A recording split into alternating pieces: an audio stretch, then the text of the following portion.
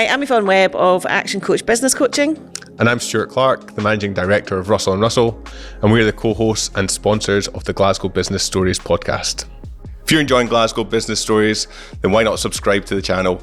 There's new videos dropping every fortnight with great business stories from great business owners, so we don't want you to miss out. MG, welcome to Glasgow Business Stories. Thanks for joining us today. No, thank you both for having me as well. This is exciting for me, so looking forward to it. Good. So just start by telling us who you are and what you do. So MJ O'Shaughnessy, first and foremost, a very, very proud Irishman. So grew up in a small village in Kilcornan, which is in Limerick, and spent most of my life there, and then transferred over to Dundee University to finish off my degree, and then came through all those years, and now I'm the Managing Director of Wilder Davis in Glasgow, but also the Inverness and Ireland and London offices. And so tell us a bit about the path of finishing university and how you got to where you are today.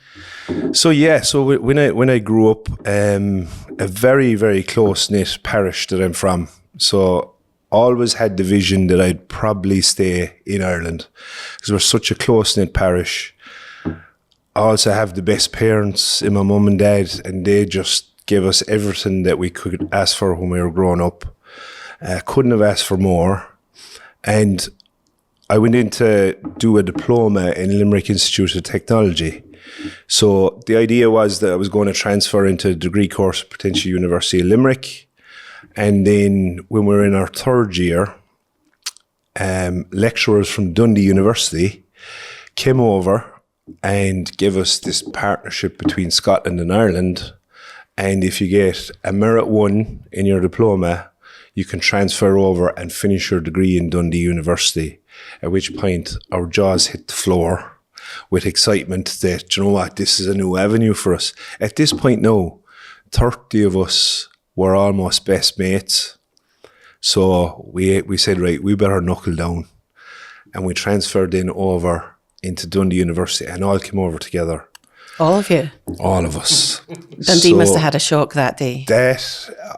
Listen, if I'm being honest about it, the only way I can describe my years in university was like a 3-year stag do, right? It was a very work hard, play hard situation. Had to study for the exams, obviously, because it was a tough course, but we had the best time and like made friends for life out of it as well. And it was just a great place to live, great environment. Everyone kind of loved it and loved us as well, and created some really strong relationships. And then got the masters, and then it was time to get into the real world. And that's where I had my first opportunity working in Edinburgh. So Edinburgh is where I started, and then stayed 4 years there, and then got the opportunity with Will Rudd's in Glasgow. And that was the kind of eye-opener for me. That was a chance to join a business that had already started as a main business in Edinburgh.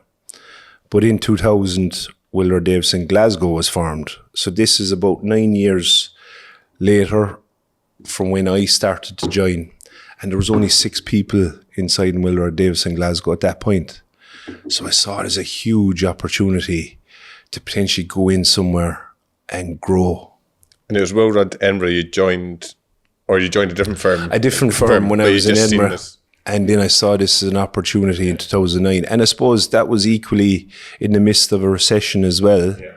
And how that could potentially grow. I knew there wasn't maybe as much of a risk because there was only 6 people, you know, the overheads would still be quite low. So there was a chance then to see how we could bounce on from there, really.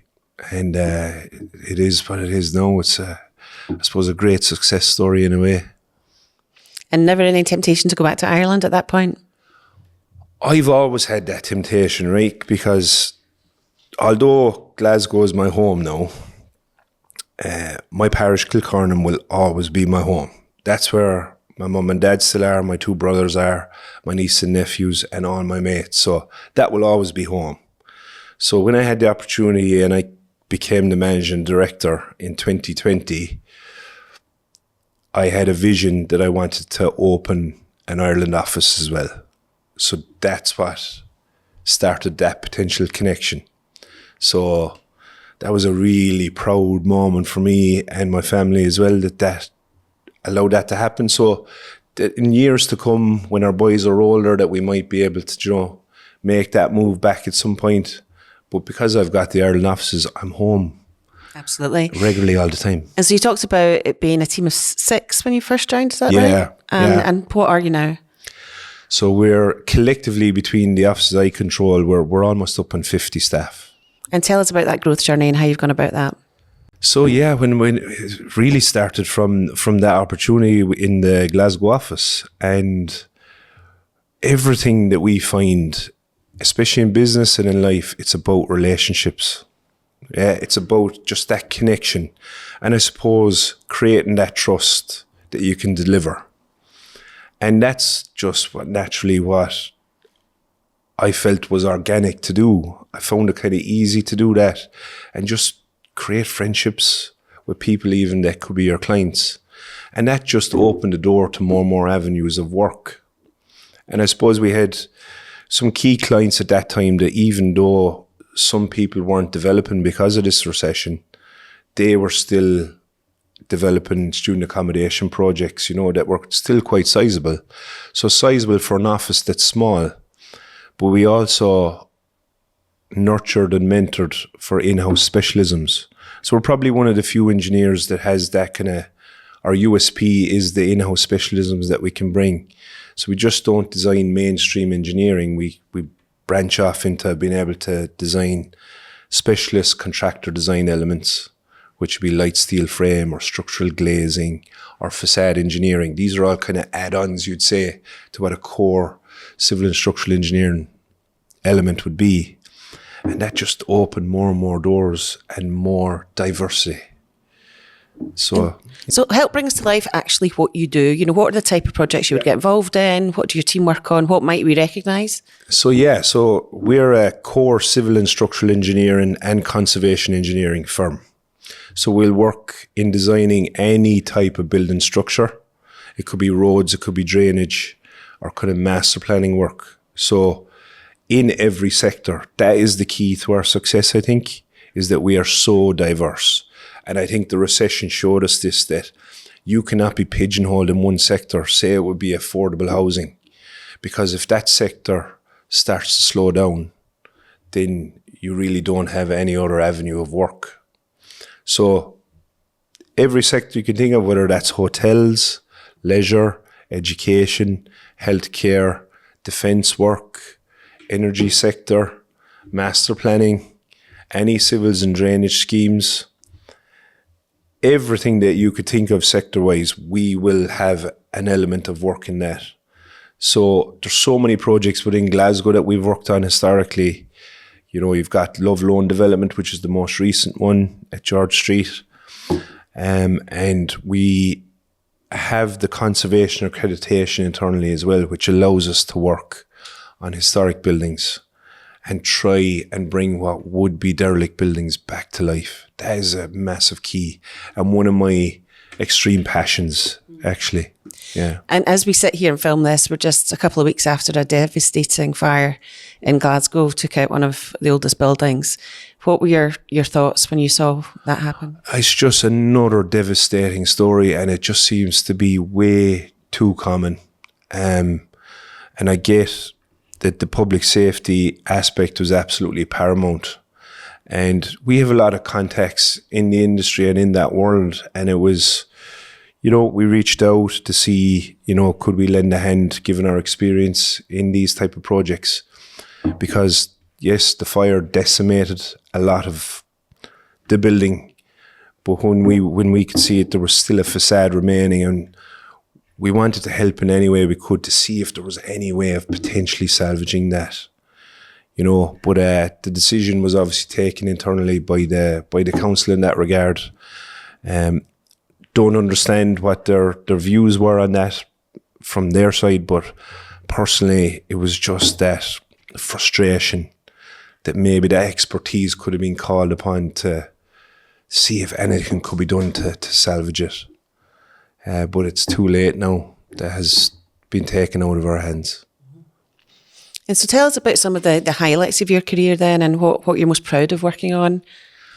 So I think one of the first projects when I was with Will Rudds was equally dovetailing my passion for historic buildings into city centre regeneration. And one of those first projects was Advocates Close in Edinburgh. It was for Chris Stewart Group.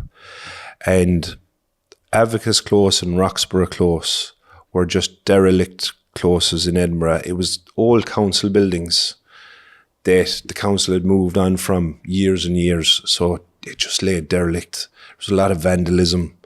People didn't feel safe going up those closes. So it was a huge opportunity to transform that to what it is now. So you just walk up that close now and it's just, the history is back to life.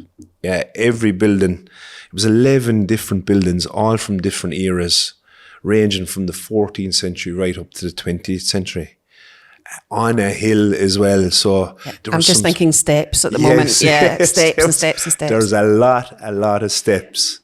And so it was extremely challenging, but I was absolutely delighted to work on it. And I had a unique opportunity because I was the project engineer.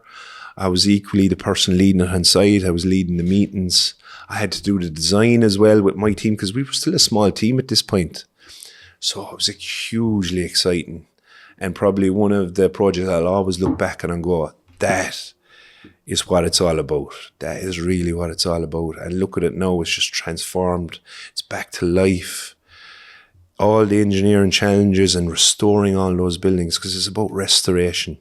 It's about equally keeping the past and just preparing it for the future. So not losing that history, actually embracing it and enhancing that history onto something that can be just used for years to come. So extremely fulfilling. It's obviously when you started out, you're on the tools. Has your role changed as you become the managing director? What are your roles and responsibilities now, and how's that transition been? Oh, absolutely. It's completely different. What I do love about it, there's still projects that I will lead and will still be involved in, given their priority or their high profile in the industry. But yeah, so from my development as a career, it was project engineer. Then the next step would be senior engineer. So you're taking on more responsibility, but it's always about mentoring and nurturing what might be graduates coming in.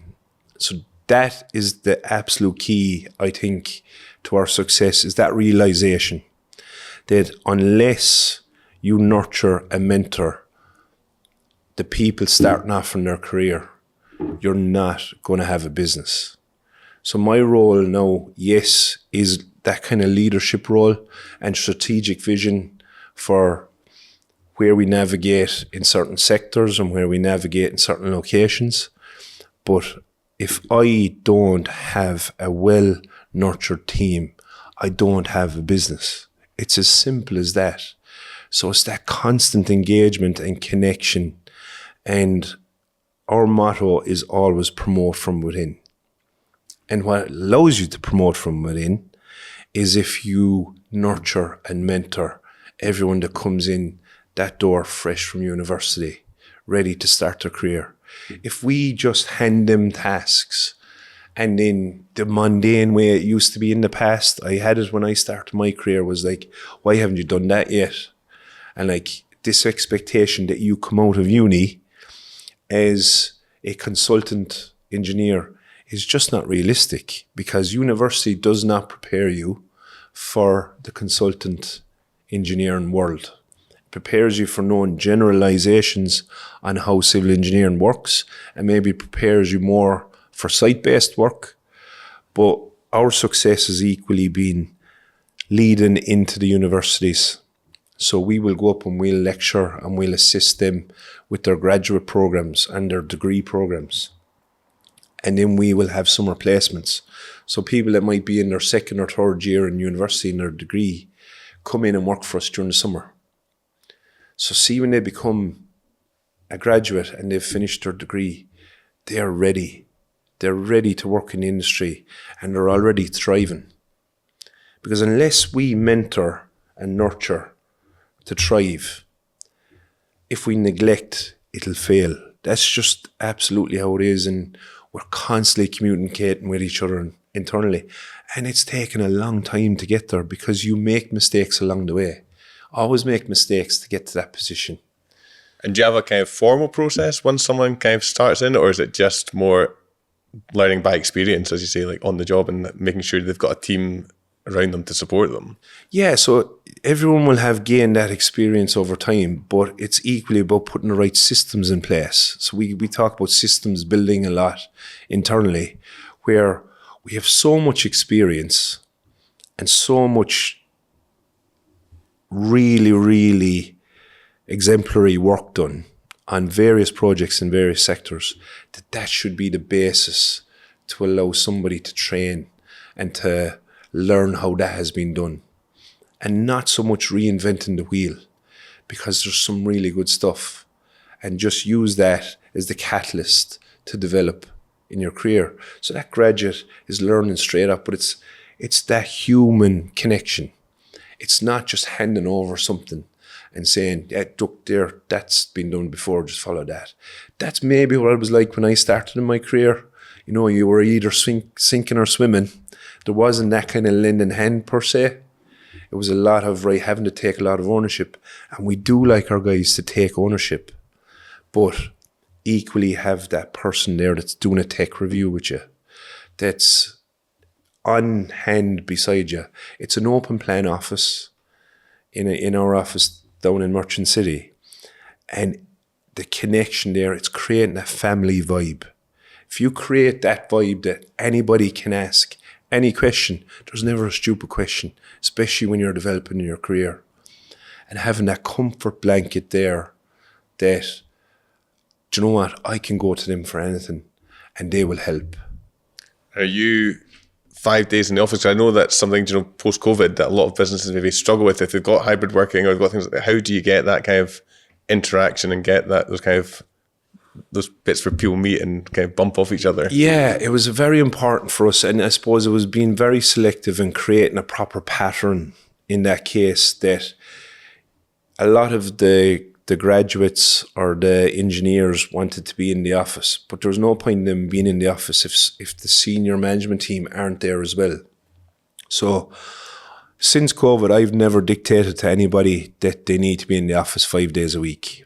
I want that work-life balance because the team I have now, I completely implicitly trust. So I don't mind that flexible working as long as nobody is feeling isolated or alienated or not helped. So we say 3 days a week, try and be in the office, but my management team really are good at controlling those patterns. So they have the resource meetings on a Thursday, so everyone makes sure they're on a Thursday. So there's a controlled pattern to it with that flexibility still there. And I think that's a good thing. You know, work-life balance is everything. I didn't really have it when I was in my early career. It was like work till all hours of the night, and just you had to work hard to, you know, feel like you had to get up the ladder, work hard to do that. However, I feel that we should be working smarter, not harder. And that's what I mean about the systems building. If we implement all that, then work smarter. People aren't under as much pressure. No pressure, no potential stress points, and all that gets alleviated. And then we keep that connection, and then it's a well-oiled machine. And I think that's the best you can do, while still always looking, where's the next avenue? What's the next thing that can be focused? And I want feedback all the time, because I'm never always going to get it right. But I have a great team around me that I would say, yes, they might be my directors, my associates, my team leaders, but first and foremost, they are my friends, and we've created that friendship and we've created that bond. And it is maybe what people would say is a cliche, but it is a very, very family orientated office. And I think that is a basis of success. And how do you manage that when there's more than one office? Because I didn't create offices just to go, that's a location I want an office in. as luck would have it, certain people that I've trusted for years were moving to those locations. And I also know that those locations had a great opportunity to create that workflow at the same time. So when I had Alistair McPhee moving up to Inverness, you know, he's somebody that's worked with us for years and have a great relationship with. That was a no-brainer. It was a great opportunity because we knew we wanted to potentially explore Inverness for a long time anyway. Prior to that was Eugene and Shane moving to Ireland. And they both worked in the company with me in Glasgow for years. So again, it's about the people. It's about the right people that can potentially go into those locations and thrive. So that is the connection. And we communicate every day. So everything is like there's new coming in, we're on teams. So you have that connection, but you can't lose the face-to-face. So there'll be certain times we'll make sure we're over in Ireland, we're up in Inverness, we're down in London. So it is manageable if you manage your time as well. Yeah, and just make sure that that constant communication is there. I love the fact that you've got links with universities and you have the grad programme and help with that. I guess I'm interested in the fact that engineering historically has been a fairly male-dominated industry. What kind of trends are you seeing now in terms of the gender balance coming through? Well, our own office, our own situation is, I think we're nearly 50-50 now in our play. And that the key to this, in my opinion, is not just making sure you've a certain number there and you've a certain number there, and that ticks the box. It's about starting from grassroots and making sure that everybody knows enough about the industry that it opens the door to everybody at school level.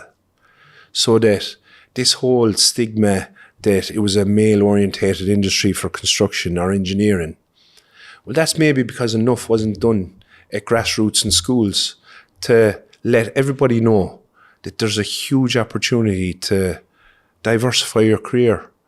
It doesn't have to be an office-based or you need to go down an accountancy route if you're female, or if you're male, it has to be construction. That's maybe what the stigma was in the past.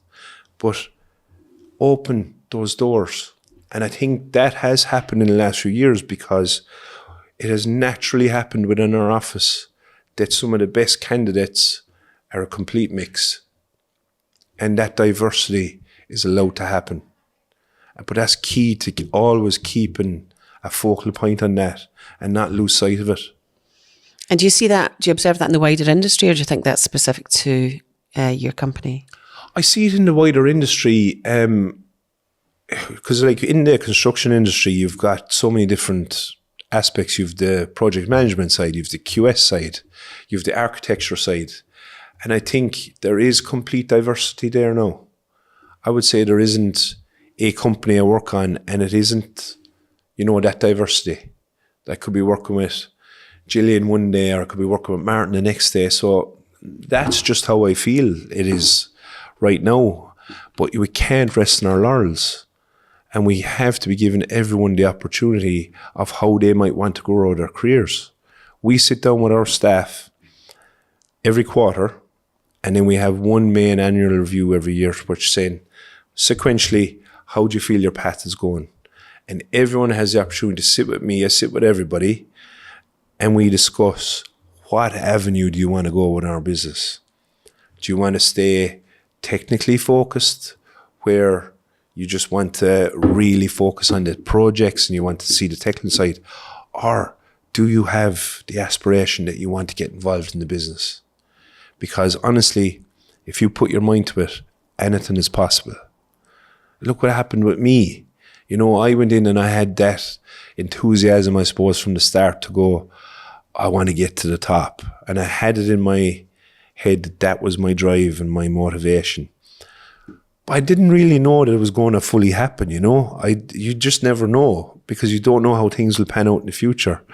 But I had that drive and I had that enthusiasm. And I say it to all my team, if you have your drive and enthusiasm, and you bring your personality to the fore. Be personable, be friendly, have a laugh. Laughter is the best thing in life, and bring that to everything that you're doing. Have fun. That's one of our core values. Have fun along the way. Because if it's mundane, doing task, it's just not going to work. And how do you bring values to life in your organisation? And you mentioned there that fun was one of them. How do you make sure they are not just words on a mug or on the bottom of the email? How do you bring them to life? Well, we sit down regularly anyway. We're a very social office. Really? So, I wouldn't have got that, MJ. So, yeah, it's one of the traits that I've brought in from day one, right? We have to have fun. And the social aspect is extremely important. And that is, right, yeah, we might go out for drinks, but that might be, right, we'll do a hill walk. So all these things constantly get organised. And you know what? It's not necessarily me that has to do that anymore. My team are just so good at coming up with these ideas themselves and setting these things up that brings everyone into the party that some people might not like, the pub side of that element, but it's that connection for everybody. And we've done, I think every year we try and get both offices across. So when I say both offices, the Edinburgh side as well. So Gillian controls the Edinburgh office. We collectively meet up once a year in Crieff and we do an overnight stay, and that allows everybody to have the activity side of it, and then we have the social side of it. And they've just been wild at times, to be honest with you. I remember speaking to one business owner, he talked about it being like organised spontaneity. It's like you need to be organised to have these things, but then like the fun kind of just happens, but you need to put those things in the diary, because otherwise, if you don't have the diary full of these events, then those things kind of fall by the wayside. So it's actually, you need to plan it out. You have to plan, because trying to get everyone together in the same place. So my team are just excellent at like months in advance going, this is going to be a major event.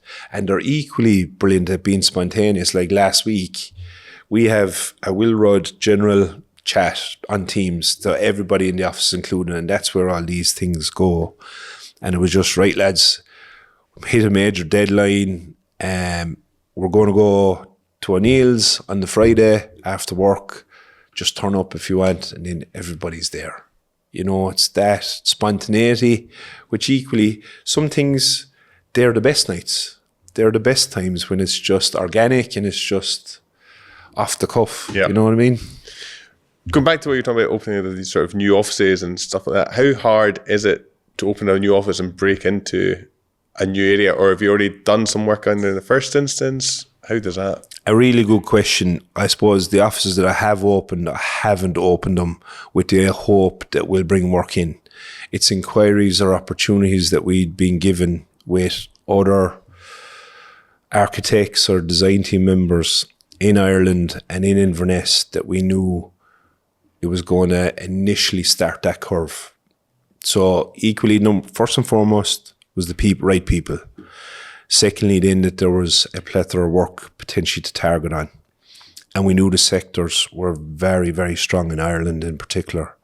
But in Inverness, with the Freeport status in that region, has opened a lot of opportunity for energy sector work, and just massive developments, whether that be public sector as well. Have you worked on your leadership style over the years? Like if we were to look at the MG from, 10, 15 years ago to the MG now, is your style quite different? Have you had to work on it? I think I've definitely, I suppose, over the years had to work on it, but we as a business brought in a business coach years ago, and Carolyn Stenhouse, and she was just a brilliant, brilliant person, and it kind of just opened our eyes to basically the type of person we're coming across, is where our strengths and weaknesses are, where we should potentially be positioning ourselves in the business. And that's what created the avenue for me potentially taking over. But I suppose I always found, and I always relate back to my mum and dad, treat people right. Yeah, treat them, especially when you're the owner of a business. Treat them how you would like to have been treated when you were maybe in your career, which might not have always been the case, by the way. So it's kind of changing that stigma. And I suppose at the time we can be guilty of being under pressure with work and knowing we have to deliver, and it's how you show up to others. It's like, right, lads, we just need all hands to the pump and we need to get this done. And it's panic. but then maybe it's changing your delivery of that, going, right, I've got a really good team around me here, and let's just calm it down a wee bit and go, do you know what, if we take that and that and that. So it's about slowing down sometimes to become faster, if you know what I mean. As opposed to, right, going a mile a minute just doesn't sometimes get to the finish line as quick. I heard a phrase the other day, it was actually over in Ireland, and it was slow as smooth and smooth as fast. And it kind of, I always think of like Usain Bolt running as well. It's like, he's got such a smooth, whereas you can feel they're tense himself, and like it's actually harder. And it is, sometimes you need to slow down and just take a breath. Yeah. Because otherwise it can become overwhelming, can't it? So it's not always plain sailing in business, and you're doing well now. Tell us about any times where you've been thrown in at the deep end, or you find yourself in a difficult situation. I suppose when I first started my first ever job, and this was the hilarious one, my director at the time said, you'll come to me with a meeting. I'm only a week out of university at this point. And I came to the meeting, and it was my first time sitting around the big boardroom table with architects that are well experienced and full design team. This is my first ever time, and I'm sitting beside him, and the architect who's leading the meeting at the time said, and who's going to be leading this project? And my director turns, it's going to be MJ, right? At which point, this was the swan version of maybe what I do. And I was like, keeping a calm exterior, going, I have no idea what I'm doing here, by the way. Yeah, it'll be me. Yeah, and it's lovely to meet you all. And inside I'm going, what the hell am I doing? You know, and I even had a laugh with him when I was walking back, going, like, you mean I'm the one leading all of this? And that was the sink or swim scenario I was saying. And I suppose, thankfully, I suppose I swam, but I could have easily have sank as well, but I think that was, maybe they saw something that could, you could maybe handle it, but it was pressure. And over the years then, we all know we've been through so many things in industry. You talk about the fallout for the independence referendum at the very start. Then we had Brexit. Then we had COVID. And then all the various wars that have been happening. It has an effect to the economy. And COVID hit us all like a brick. None of us thought we'd actually be living a real life movie, did we? We've all seen the movies of Outbreak and everything, and we're actually living in it. And you think back to those days, how we actually got through it. We lived our lives through screens, talking to each other, but we sustained it. And as a business at the time, it was daunting because, I maybe had 34, 35 staff at that point. And we were lucky that we were still in with clients that were still working heavily in the sectors that we were working. So I didn't furlough any staff. And I kept everyone busy because I didn't want anybody to feel, if there's only a handful furloughed, that they might be the first to potentially leave if things get worse. So I made that decision not to furlough anybody, and we sustained it, we came out of it, and then we went straight into the next issue. So I think we've been hit with so many curveballs, but that diversity that we've created, and that we'll work for contractors, we'll work for clients, we'll work in every sector, we'll bring our specialisms. It just allows that workflow to be sustainable across the board, because honestly, if we didn't, and we were pigeonholed in some sectors, it wouldn't be sustainable, and it would be a different type of business. So you still had work coming in then during COVID? That's how you could manage the cash flow, the team? Yes. And that's because of the spread you had in terms of client base? The spread of client base and the sectors that we were still in. There were still a few healthcare projects moving at that point because of obviously the COVID situation. And we had work down in London. So London still was its own bubble, London and Dublin are very similar to that. I think even if a recession hits, they'll still manage to maintain a strong position. So we were in the right places, we'd focused in the right areas, and we were able to fight through it. I assume you were kind of 100% office-based before COVID. and then was it completely working from home? Like how did you manage that transition? 'Cause was it just kind of just go for it and we'll sort it out later? Well, thankfully we had all teams set up, and at that stage, thankfully as well, everyone was on laptops, because a lot of our project engineers might be working on site or might be going to site. So we decided to go away from the whole desktop mentality, and we had laptops, and Teams had just literally come in at that point, and we had everyone on Teams.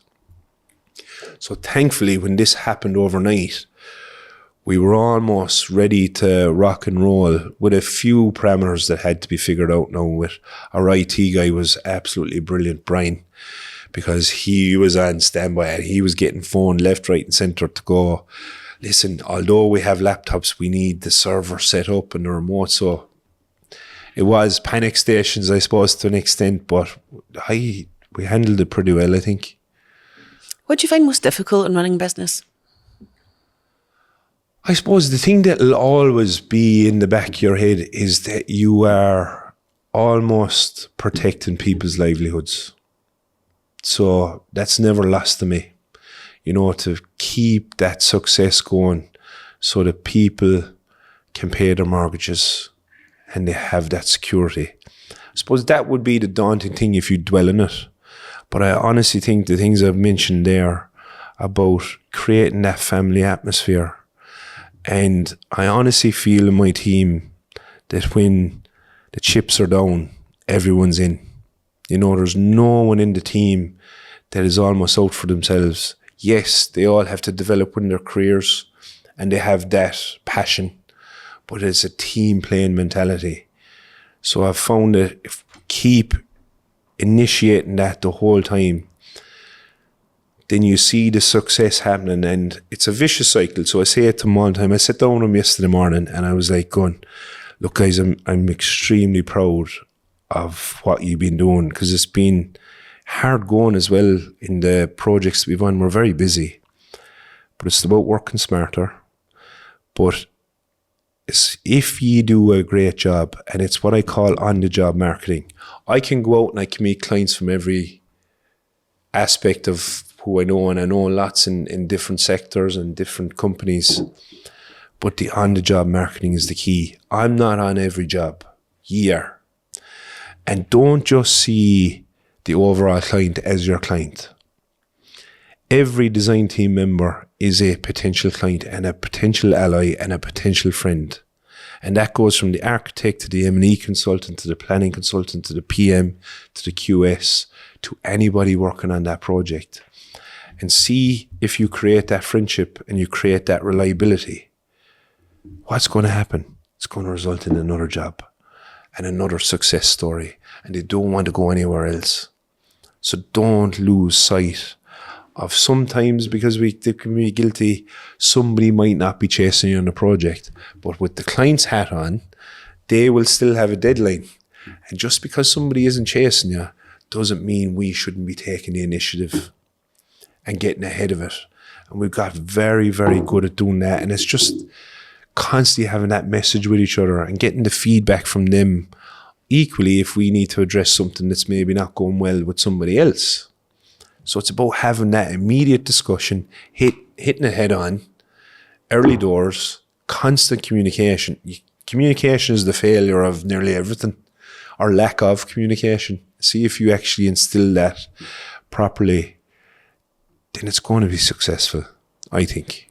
You can't over communicate, can you?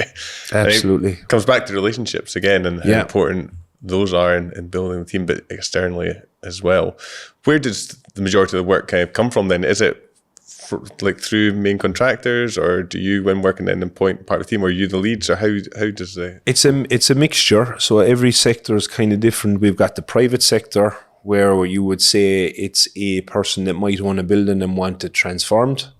And public sector then would be work that comes through various frameworks. That could be SCAPE, it could be CCS, it could be any of the hubs, or it could be any of the council frameworks themselves. And on that public sector, some of the time there's a series of tier 1 contractors, And the council or whatever framework it's going through might suggest it's a contractor-led bid. So the contractors then would go out and bring in the architect or the engineer. So that's an avenue of work for us sometimes in the public sector. And then in the private sector, it might be our relationships with PM and QSs or planning consultants or the clients themselves.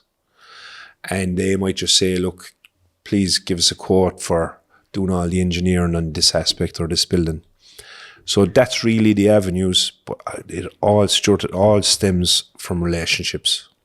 It's coming through really strong, isn't it? How important relationships is with your team, with your clients, everyone. Everyone. Yeah.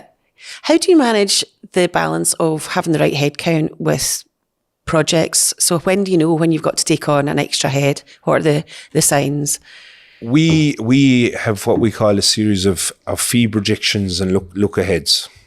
Yeah, and we know based on a certain fee level that might result in invoicing, that might tell us, we need maybe more bodies here or bodies there. But every Monday morning, I sit down with my management team. So it's not me and my director sitting down. I think this is the old school mentality in the past as well, where it used to be, right, just sit down with the directors, we'll talk about business, and then just we'll chat to the staff. That's maybe what it was back in the day, not with us, but in other places. I sit down with the directors every Monday morning, and my associates and my team leaders, and we talk about everything. Every project. So it's a 2-hour meeting every Monday morning, 10 o'clock. And we talk about maybe what has spilled over from the week before, new opportunities that have come in. And really, they've mapped out ahead of this where the resource is sitting. So it's the resource required to deliver those projects. So that is on a weekly basis. And that then paints the picture. So that covers on the weekly basis, but in the background, we're also looking ahead to the next 3 months. So that'll tell you then, right, okay, these potential large projects are coming in there. We'll have to see if we can free up that engineer. So it's a lot of coordination. And then that tells us first and foremost, and I say it to all the team all the time, if we work as smart as we can, and we're as efficient with our time as we can, whilst delivering the highest quality. That's the one thing that can change, is the quality, because that is your product. Every drawing that goes out the door, that's the product. If any quality reduces in that, reputational damage. So that is the key. It's about how efficient we can get from A to B to deliver that. So we talk about this internally all the time, and whatever then that answer gives, that tells us, right, okay, we maybe need to enhance the team, and that's what's allowed the team to grow over time. But promoting from within is the success story, because we've nurtured the team, mentored them enough, they're ready then for the next responsibility. See, when they take on that extra level of responsibility, it actually frees up tasks for others.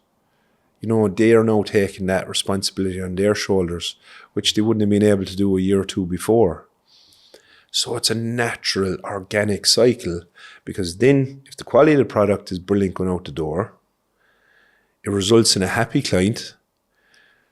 Then they'll receive an invoice and they're happy to pay the invoice, and then it's cash in the bank and it gets injected back into the business. It's a simple model if you implement it right, So, and we've gone through some peaks and troughs over the years, because you never get it right first time. It's about constantly just trying to make yourself better to get to that. It sounds like you've built a great environment. I want to come and work for you, and I know nothing about engineering. That's the problem, though. Well, we'll see what roles we've got there next week. So we always finish up by asking our guests what their guiding principles in business are. What would you say? I would say nurture and mentor your team. Promote from within, and constantly create that family atmosphere and vibe with everybody you're working with, whether that's internally or externally. And if you do that, I guarantee you're on the road to success in some way, but you can never rest on your laurels, because that's when complacency sits in and things could derail. So it's always been on that point and continuing on that journey. MJ, thank you for coming on. We've really enjoyed having you. Oh no, thank you so much. This has been brilliant. I've really loved it. Good.